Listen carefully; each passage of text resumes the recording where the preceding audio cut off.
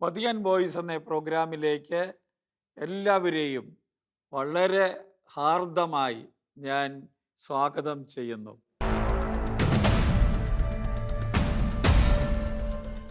പരിശുദ്ധ പിതാവ് ലയോ 14 മാർപ്പാപ്പയുടെ സന്ദേശങ്ങൾ, പ്രസംഗങ്ങൾ, പ്രബോധനങ്ങൾ എന്നിവയാണ് ഈ പ്രോഗ്രാമിലൂടെ മലയാളിക്ക് പരിചയപ്പെടുത്തുന്നത്.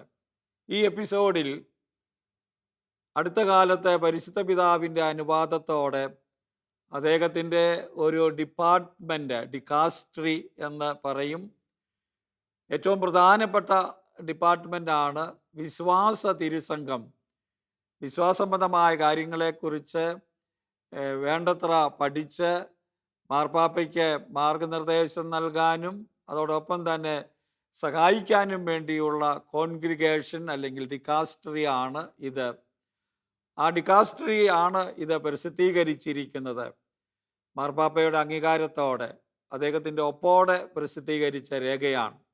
മാതാവിനെ പറ്റി എഴുതിയ ഒരു രേഖയാണിത്. ഈ രേഖയുടെ പേര് വിശ്വാസികളായ ജനതയുടെ മാതാവ് എന്ന പേരിലാണ്. ലത്തീനിൽ ഇങ്ങനെ പറയാം, മാത്തർ പോപ്പുളി പിദേലിസ് എന്ന പേരിലാണ്.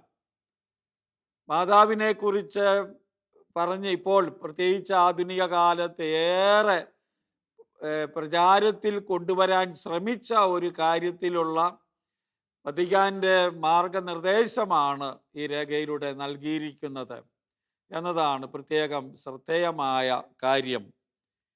ഈ രേഖ എഴുതുന്നതിന് ഉള്ള കാരണം ഇതാണ്: ഏകരക്ഷകനും ലോകരക്ഷകനും ഈശോ മിശിഹ മാത്രമാണ് എന്നാണ് സഭയുടെ അനന്യമായ പ്രബോധനം, വിശ്വാസ പ്രഘോഷണവുമാണ് അത്. പരിശുദ്ധ മറിയം സഹരക്ഷക എന്ന് അടുത്ത കാലത്ത് ഒത്തിരി ആളുകൾ പറഞ്ഞു തുടങ്ങിയത് മിശിഹായുടെ രക്ഷാകർമ്മം അതിൽ തന്നെ അപൂർണമാണ് എന്നൊരു ധ്വനി ഉണ്ടാക്കുന്നതാണ്. മിശിഹായും പരിശുദ്ധ മറിയവും കൂടിയാണ് രക്ഷ സാധ്യമാക്കിയതെന്ന് വ്യാഖ്യാനിക്കാനും ഇടയാകും എന്നതുകൊണ്ടാണ് മറിയം സഹരക്ഷകയാണ് എന്ന ആ പ്രയോഗം ശരിയല്ല, ആ വിശേഷണം ശരിയല്ല എന്ന് സഭ പഠിപ്പിക്കുന്നത്. സഭ എപ്പോഴും മാതാവിനെ കുറിച്ച് പഠിപ്പിച്ചിട്ടുള്ള പ്രധാനപ്പെട്ട കാര്യങ്ങൾ യാതൊന്നും തിരുത്താത്ത ഒരു രേഖയാണിത്. ഈശോ മിശിഹ ഏകരക്ഷകൻ എന്ന സത്യം ആവർത്തിച്ച് പ്രഖ്യാപിക്കുകയാണ് ഈ രേഖയിലൂടെ കത്തോലിക്കാ തിരുസഭ ചെയ്തിട്ടുള്ളത്. അതാണല്ലോ ബൈബിൾ അധിഷ്ഠിതമായും ദൈവശാസ്ത്രപരമായും ചിന്തിച്ചാലും ശരിയായിട്ടുള്ള കാര്യം, ശരിയായ ഒരു മാർഗനിർദ്ദേശമാണ് നമുക്ക് നൽകിയിരിക്കുന്നത്. ഞാൻ പ്രത്യേകിച്ച് പറയാൻ ആഗ്രഹിക്കുന്നത്, അടുത്ത കാലങ്ങളിൽ ഒരു 2-3 ദശകങ്ങളിലായി വലിയൊരു നീക്കം ചില സംഘടനകൾ, മരിയൻ സംഘടനകൾ, ചില ധ്യാന കേന്ദ്രങ്ങൾ, ചില ദൈവശാസ്ത്രജ്ഞന്മാർ ഒക്കെ ഒരു മുന്നോട്ട് വയ്ച്ച ഒരു കാര്യം, സഹരക്ഷക എന്ന കാര്യം, മറിയം സഹരക്ഷകയാണ് എന്ന കാര്യം വിശ്വാസ സത്യമായി പ്രഖ്യാപിക്കണം എന്നതാണ്. വിശുദ്ധനായ ജോൺ പോൾ രണ്ടാമൻ മാർപ്പാപ്പയുടെ കാലത്ത് ഇങ്ങനെ ഒരു നീക്കം നടന്നതാണ്, അദ്ദേഹത്തിന് മുമ്പിൽ കൊണ്ടുവന്നതാണ്. അത് പഠിക്കാനായിട്ട് മാർപ്പാപ്പ ഒരു കമ്മീഷനെ നിയമിക്കുകയൊക്കെ ചെയ്തു. അന്ന് അതിൻ്റെ അധ്യക്ഷ സ്ഥാനം വഹിച്ചിരുന്ന ആള് കർദിനാൾ ജോസഫ് റാറ്റ്സിംഗർ ആണ്. പിന്നീട് 16-ാം ബെനഡിക്റ്റ് മാർപ്പാപ്പയായി തീർന്ന ആളാണ്. ആ മാർപ്പാപ്പ അന്ന് വളരെ വ്യക്തമായി പഠിപ്പിച്ചു, ഈ ടൈറ്റിൽ, ഈ വിശേഷണം മാതാവിന് കൊടുക്കുന്നത് ഉചിതമല്ല എന്ന്. പക്ഷേ ഒരു പ്രത്യേകമായ രേഖ പഠനം നടത്തിയില്ല. ആ പഠനം ഇപ്പോഴാണ് പുറത്തിറങ്ങിയത്. നമുക്കറിയാം, നവംബർ മാസം 7-ാം തീയതി മാർപ്പാപ്പയുടെ അനുവാദത്തോടെ ആ രേഖ പ്രസിദ്ധീകരിച്ചു. അത് പ്രസിദ്ധീകരിച്ചപ്പോഴാണ് ഒത്തിരി ചർച്ചകൾ ഉണ്ടായത് എന്നതാണ് നമ്മൾ കാണുന്ന കാര്യം. കാലാകാലങ്ങളിൽ സഭയിൽ ശരിയായ പ്രബോധനങ്ങൾ നൽകുന്നതിനും തെറ്റായ പ്രബോധനങ്ങൾക്കെതിരെ ജാഗ്രത പുലർത്തുന്നതിനും മാർപ്പാപ്പയെ സഹായിക്കുന്നതിന് വേണ്ടിയാണ് ഈ വിശ്വാസ തിരുസംഘം എന്ന ഈ ഡിപ്പാർട്ട്മെൻറ്റ് തുടങ്ങിയിട്ടുള്ളത്, ഡിക്കാസ്റ്ററി തുടങ്ങിയിട്ടുള്ളത്. വിശ്വാസ കാര്യങ്ങൾക്ക് വേണ്ടിയുള്ള കാര്യാലയം എന്നും അത് വിശേഷിപ്പിക്കപ്പെടും, അറിയപ്പെടും. ഈ കാര്യാലയം ഇപ്പോൾ പ്രസിദ്ധീകരിച്ച വിശ്വാസികളുടെ മാതാവ് അല്ലെങ്കിൽ വിശ്വാസികളായ ജനതകളുടെ മാതാവ് എന്ന ഈ രേഖയിലൂടെ ഈശോ മിശിഹായുടെ രക്ഷാകര സംഭവത്തിൽ പരിശുദ്ധ കന്യകാമറിയത്തിൻ്റെ സ്ഥാനം എടുത്തു പറയുന്നുണ്ട്. മിശിഹായുടെ അനന്യമായ രക്ഷാകര ദൗത്യത്തോട് ചേർത്ത് പരിശുദ്ധ മറിയത്തിൻ്റെ സ്ഥാനം എപ്രകാരം മനസ്സിലാക്കണമെന്ന് ഒരിക്കൽ കൂടി പ്രബോധിപ്പിക്കുകയാണ് ഈ രേഖ ചെയ്തിരിക്കുന്നത് എന്ന് നാം ഓർക്കണം. ദൈവദൂതൻ മംഗളവാർത്ത അറിയിച്ചപ്പോൾ നൽകിയ സമ്മതം മുതൽ കാൽവരിയിൽ കുരിശിൻ്റെ ചുവട്ടിൽ നിൽക്കുന്നതുൾപ്പെടെ പരിശുദ്ധ കന്യകാമറിയ അനന്യമായ വിധത്തിൽ, ഇത് നമ്മുടെ സഭയുടെ പ്രബോധനമാണ്, മിശിഹായുടെ രക്ഷാകര ചരിത്രത്തോട് സഹകരിച്ചവളാണ് മറിയം എന്ന കാര്യത്തിൽ സംശയമില്ല. പക്ഷെ സഹരക്ഷക ആണ്, അവളെ കൂടാതെ കാര്യങ്ങൾ നടക്കില്ല എന്ന് പറയുന്നതിലുള്ള പ്രശ്നമാണ് ഇവിടെ പ്രത്യേകം നമ്മുടെ ശ്രദ്ധയിൽ കൊണ്ടുവന്നിട്ടുള്ളത്. അതുല്യമായ വിധത്തിൽ രക്ഷാകര സംഭവത്തോടെ സഹകരിച്ചവളായതുകൊണ്ട് മറിയത്തെ സഹരക്ഷക എന്ന് വിളിക്കണമെന്നതാണ് ചില ആളുകളുടെ, ചില കേന്ദ്രങ്ങളുടെ ആവശ്യം. വിശ്വാസികളുടെ ഭാഗത്തു നിന്നും മരിയഭക്തിയുടെ പ്രത്യേക പ്രചാരകരായ ചില സംഘടനകളിൽ നിന്നും സമൂഹങ്ങളിൽ നിന്നും ഉയർന്നിരുന്ന ഔദ്യോഗികമല്ലാതെ പലരും പല അവസരങ്ങളിലും പരിശുദ്ധ മറിയത്തെ അപ്രകാരം അഭിസംബോധന ചെയ്തിട്ടുണ്ട്. അതുകൊണ്ട് അത് സഭയുടെ പ്രബോധനമായിരുന്നു എന്ന് പറയുക സാധ്യമല്ല, ഔദ്യോഗികമായൊരു പ്രബോധനമല്ല. നമുക്ക് കാണാൻ സാധിക്കും 4 കാര്യങ്ങളാണ് മാതാവിനെ കുറിച്ച് സഭ ഔദ്യോഗികമായി പ്രഖ്യാപിച്ചിട്ടുള്ളതും വിശ്വസിക്കാൻ നാം കടപ്പെട്ടിരിക്കുന്നതുമായ കാര്യങ്ങൾ. അത് കർത്താവിൻ്റെ ജനനവുമായി ബന്ധപ്പെടുത്തി മറിയത്തിന് കൊടുത്ത അതുല്യമായ കൃപയാണ്, അനുഗ്രഹമാണ്, ദൈവം നൽകിയ പ്രത്യേകമായ ഒരു ആനുകൂല്യമാണ് എന്ന് നാം മനസ്സിലാക്കണം. ഒന്ന്, മറിയം നിത്യ കന്യകയാണ് എന്നതാണ്. ഈശോയ്ക്ക് ജന്മം നൽകുന്നതിന് മുമ്പും അതിനു ശേഷവും മറിയം കന്യകയാണ് എന്ന പ്രബോധനം സഭ വളരെ വ്യക്തമായി പഠിപ്പിക്കുന്നു. അത് ദൈവം നൽകിയ കൃപയാണ്. അത് കർത്താവ് പരിശുദ്ധനായ പരിപൂർണനായ ദൈവം അവളിലൂടെ പിറക്കുന്നതിന് വേണ്ടി അവളെ തിരഞ്ഞെടുത്തത് വഴി നൽകിയ ഒരു കൃപയാണ്. മാതാവ് അതിനോട് വിശ്വസ്തത പുലർത്തി, നീതി പുലർത്തി പങ്കാളിയായി തീർന്നു എന്നത് ഒട്ടും സംശയമുള്ള കാര്യമല്ല. ആ കാര്യമാണ് ഒന്ന്, നിത്യ കന്യകയാണ്, നാം വിശ്വസിക്കേണ്ട കാര്യമാണ്, അവനൊരു മാറ്റവും വരുത്തിയിട്ടില്ല. രണ്ടാമത്തെ കാര്യം, പരിശുദ്ധ കന്യകാമറിയം അമലോത്ഭവയാണ് എന്നതാണ്. ജീവിതത്തിൻ്റെ ആരംഭ നിമിഷം മുതൽ, അതും ദൈവം നൽകിയ വലിയൊരു അനുഗ്രഹമാണ്, അമലോത്ഭവയാണ് എന്ന് നാം വിശ്വസിക്കണം. അതിനു മുമ്പ് നൽകപ്പെട്ട ഒരു വലിയ വിശേഷണമാണ് മറിയത്തിന്. ഇന്ന് ഈ രേഖയിലും അടിവരയിട്ട് പറഞ്ഞിട്ടുണ്ട്, വിശ്വാസികളുടെ മാതാവാണ്. ഓക്കെ, ആ ടൈറ്റിൽ തന്നെ, ഈ രേഖയുടെ പേര് തന്നെ അതാണ്, വിശ്വാസികളുടെ മാതാവാണ്. അതോടൊപ്പം തന്നെ അത് എന്തുകൊണ്ടാണ് ദൈവത്തിൻ്റെ അമ്മയാണ് മറിയം എന്നതുകൊണ്ടാണ്. അതും ശരിയായി മനസ്സിലാക്കേണ്ട ഒരു പ്രയോഗമാണ്. മനുഷ്യനായി അവതരിച്ച ദൈവപുത്രൻ്റെ, മനുഷ്യനും ദൈവവുമായ ഈശോയുടെ അമ്മയെന്ന നിലയിൽ അവൾ ദൈവമാതാവാണ് എന്ന പ്രഖ്യാപനം സഭ ആദിമ നൂറ്റാണ്ടുകൾ മുതൽ നടത്തിയിട്ടുള്ളതും എഫേസുസ് സുനകദോസിലാണ് അത് നടത്തിയത്. അത് നാം വിശ്വസിക്കേണ്ട ഒരു കാര്യമാണ്. നാലാമത്തെ കാര്യം, മറിയം ആത്മശരീരങ്ങളോടെ സ്വർഗത്തിലേക്ക് എടുക്കപ്പെട്ടവളാണ്. ദൈവം നൽകിയ മറ്റൊരു വലിയ അനുഗ്രഹമാണ് മറിയത്തിന്, ദൈവത്തോട് സഹകരിച്ച മറിയത്തിന് നൽകിയ അനുഗ്രഹമാണ്, അവളുടെ ജീവിതത്തിന് നൽകിയ അനുഗ്രഹമാണത്. ആത്മശരീരങ്ങളോടെ സ്വർഗത്തിലേക്ക് എടുക്കപ്പെട്ടു. ഈ കാര്യങ്ങളൊന്നും എടുത്തു കളഞ്ഞിട്ടില്ല. സഭ പഠിപ്പിച്ചിട്ടുള്ള 4 കാര്യങ്ങളാണ്. മാതാവിൻ്റെ മഹത്വം അതാണ്. മാതാവിനെ നമ്മൾ വണങ്ങുന്നത്, അതിവണക്കം മാതാവിന് നമ്മൾ കൊടുക്കുന്നത്, കത്തോലിക്കരായി നാം കൊടുക്കുന്നത്, ഈ വലിയ ആനുകൂല്യം ദൈവം അവളിൽ പ്രവർത്തിച്ചത് കൊണ്ടും അവനോട് വളരെ ക്രിയാത്മകമായും വളരെ ഉത്തരവാദിത്വപൂർവമായും സ്വാതന്ത്ര്യത്തോടെ മറിയം പ്രത്യുത്തരിച്ചത് കൊണ്ടാണ് മറിയത്തിന് സഭയിൽ അനന്യമായ ഒരു സ്ഥാനമുള്ളത്. അതുകൊണ്ട് അവൾ സഹരക്ഷകയാണ്, ഈശോയോട് ചേർന്ന് അവളാണ് രക്ഷ നൽകുന്നതിനിടയാക്കിയത് എന്ന രീതിയിൽ പറയുമ്പോൾ ദൈവികമായ മൂല്യങ്ങൾ അവളിലേക്ക് അവരോധിക്കുന്നതിന് ഇടയാകുന്നു. അത് ഏകരക്ഷകനായ ക്രിസ്തുവിലുള്ള വിശ്വാസത്തിന് ചേർന്നതല്ല എന്ന കാര്യമാണ് ഈ പ്രബോധനത്തിലൂടെ സഭ നമ്മളെ പഠിപ്പിക്കാനായിട്ട് ആഗ്രഹിക്കുന്നത്. ആ കാര്യമാണ് ഞാൻ പറഞ്ഞു വരുന്നത്.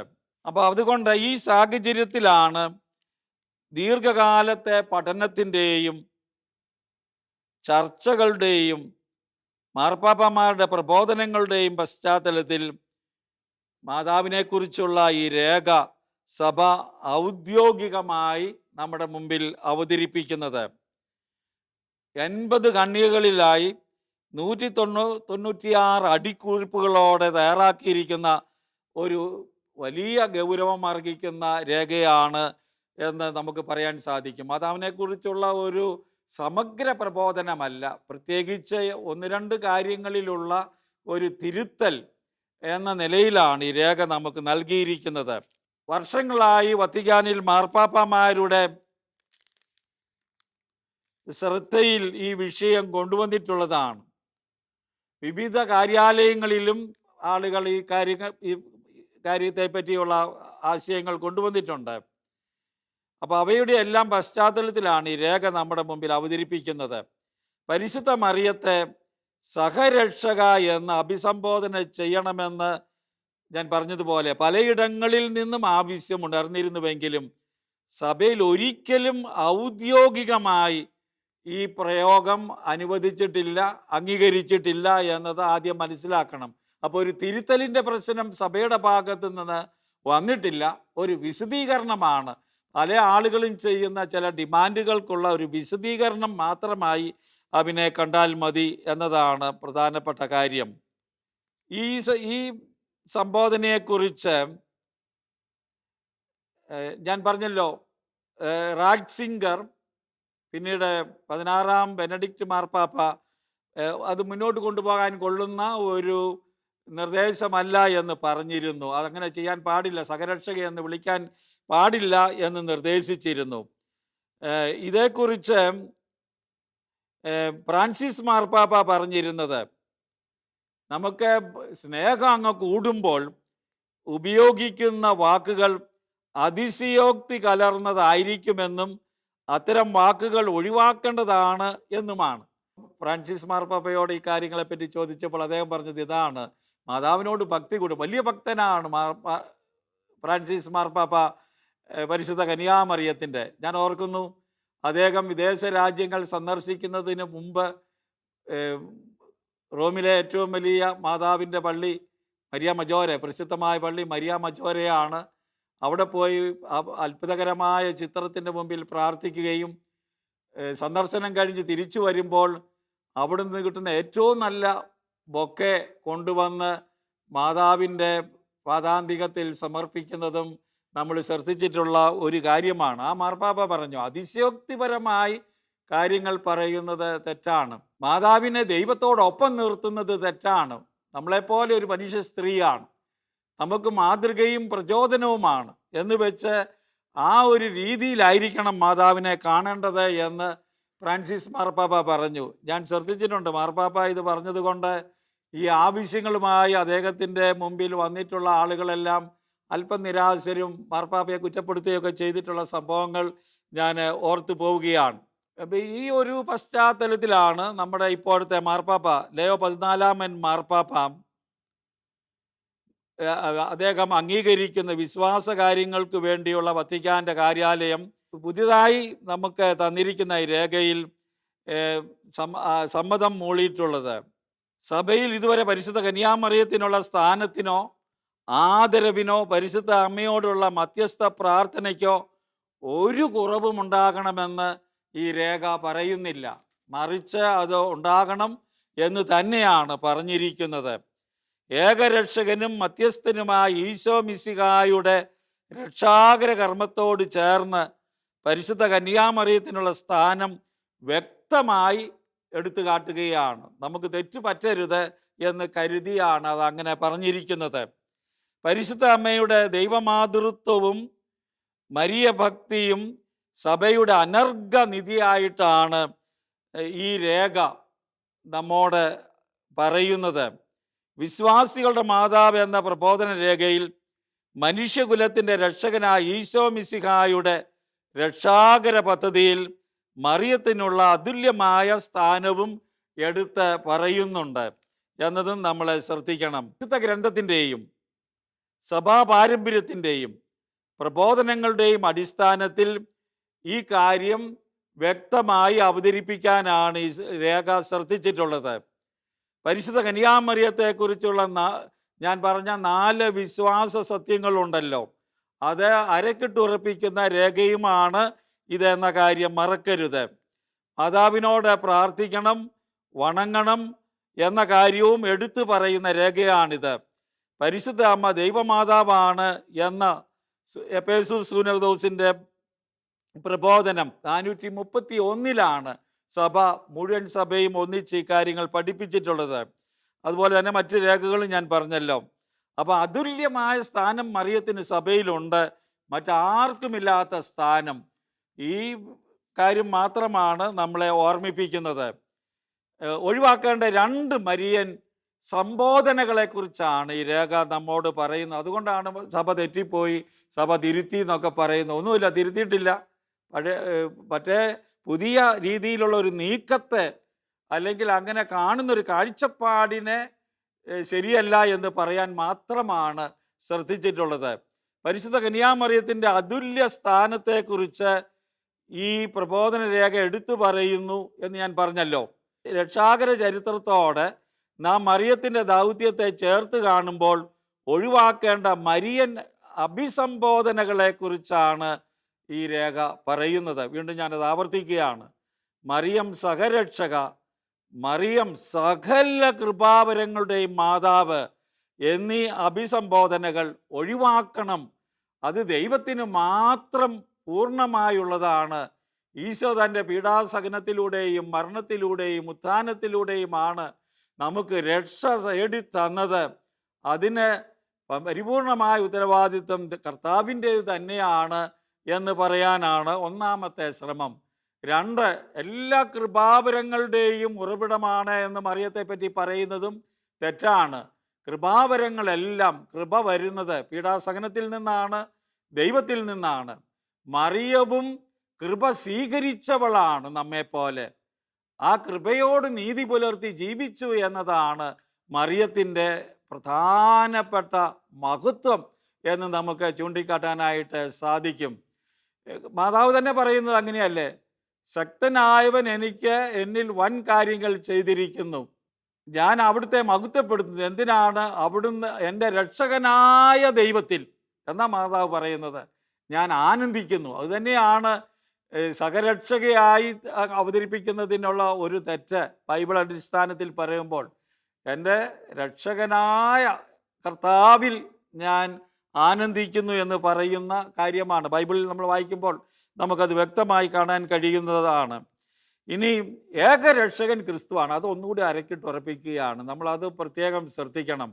പലപ്പോഴും മാതാവിനോടുള്ള ഭക്തി കൂടിപ്പോയി അതിശയോക്തിപരമായി അവതരിപ്പിക്കുമ്പോൾ കർത്താവിൻ്റെ ആ പൂർണ്ണമായ രക്ഷണീയ ദൗത്യത്തെ നമ്മൾ ചുരുക്കിക്കളയാൻ ഇടയാക്കരുത്, അവന് കുറവ് വരുത്തരുത് എന്ന് സൂചിപ്പിക്കാനാണ്. മിശിഹ ഏകരക്ഷകൻ എന്ന സത്യമാണ് ശ്ലീഹന്മാരുടെ നടപടി പുസ്തകത്തിൽ പ്രഖ്യാപിക്കുന്നത് പോലെ നമ്മൾ കാണുന്നത്. ആകാശത്തിന് കീഴെ മനുഷ്യരുടെ ഇടയിൽ നമുക്ക് രക്ഷയ്ക്ക് വേണ്ടി മറ്റൊരു നാമവും നൽകപ്പെട്ടിട്ടില്ല. നമ്മൾ വായിക്കുന്നുണ്ട് അപ്പോസ്തല പ്രവർത്തനം 4:12. ഏകരക്ഷകനും ലോകരക്ഷകനും ഈശോ മിശിഹ മാത്രമാണ് എന്ന വലിയ സത്യം ഒന്നുകൂടി കുറവുണ്ടാകാതിരിക്കാൻ പഠിപ്പിക്കുകയാണ് സഭ ചെയ്തിരിക്കുന്നത്. അപ്പോൾ അതാണ് ഇപ്പോൾ ഈ രേഖയുടെ കാതൽ.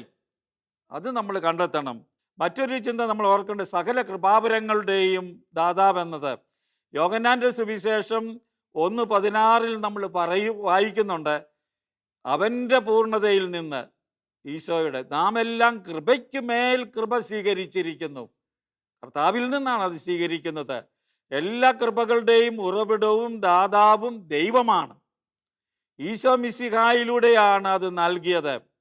സകല കൃപാവരങ്ങളുടെയും മാതാവ് എന്ന പരിശുദ്ധ അമ്മയെ വിളിക്കുമ്പോൾ മറിയമാണ് എല്ലാ കൃപകളുടെയും ഉറവിടമെന്ന് തെറ്റിദ്ധരിക്കാൻ വളരെ സാധ്യതയുണ്ട്. അങ്ങനെ ഒരു സാധ്യത ഉണ്ടാകരുത് എന്ന് കണ്ടാണ് ഈ കാര്യവും പഠിപ്പിച്ചിട്ടുള്ളത്. അതിനാൽ മറിയത്തെ എല്ലാ കൃപാവരത്തിൻ്റെയും മാതാവ് എന്ന് വിളിക്കുന്നത് ശരിയല്ല. പരിശുദ്ധ കന്യകാമറിയം കൃപ നിറഞ്ഞവളാണ്. അതാണ് പ്രധാനം. കൃപ നൽകിയവളാണ്. പിതാവായ ദൈവം മാലാഖ വഴി മറിയത്തെ അറിയിക്കുന്നത് കൃപ നിറഞ്ഞവളെ നിനക്ക് സ്തുതി എന്നാണ്. കൃപ നിറഞ്ഞവൾ, അവൾ ദൈവത്തിൽ നിന്ന് സ്വീകരിച്ചവളാണ്, അതിനോട് നന്ദി പുലർത്തിയവളാണ് എന്നത് നമ്മൾ ഓർക്കണം. ദൈവിക കൃപയുടെ നിറവ് അവളിലുണ്ട്, അത് നമുക്ക് നിഷേധിക്കാൻ പറ്റില്ല. എന്നാൽ കൃപയുടെ ഉറവിടം ദൈവമായതുകൊണ്ട് സകല കൃപാവരങ്ങളുടെയും മാതാവ് എന്ന് മറിയത്തെ വിളിക്കാനാവില്ല. ഈ രണ്ട് കാര്യങ്ങളെ പഠിപ്പിച്ചിട്ടുള്ളൂ.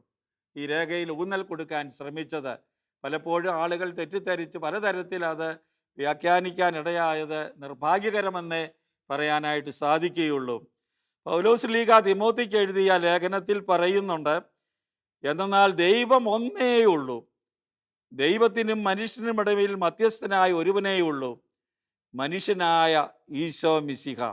തിമോത്തിക്ക് എഴുതിയ 1-ാം ലേഖനം 2-ാം അധ്യായം 5-ാം വചനത്തിൽ നമ്മൾ വായിക്കുന്ന പ്രധാനപ്പെട്ട പ്രബോധനമാണിത്. ദൈവത്തിനും മനുഷ്യനും ഇടയിലുള്ള ഏക മധ്യസ്ഥനായി ഈശോ മിശിഹ മാത്രമാണ്.